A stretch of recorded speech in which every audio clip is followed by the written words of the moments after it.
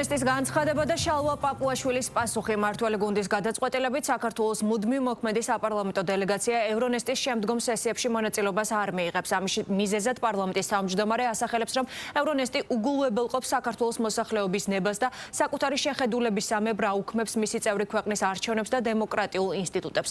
ამასთან განცხადების თანახმად პაპუაშვილი მოუწოდებს ევროპარლამენტარს პარლამენტს უარი თქვას ვიწრო პოლიტიკურ დღის წესრიგზე და პატივისცეს წესებზე დაფუძნებულ საერთაშორისო წესრიგს.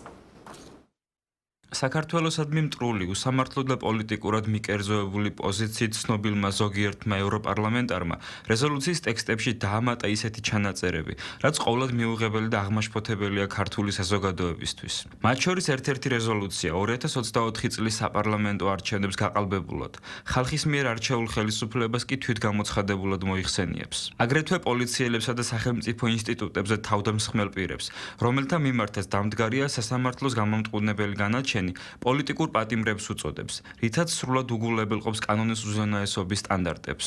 ნათელია, რომ ევროპარლამენტმა ევრონესტის პლატფორმა გადააქცია მეზობელ ქვეყნებზე შანტაჟის, საკუთარი ვიწრო პოლიტიკური დღის წესრიგის იძულებით თავსმოხვევის იარაღად.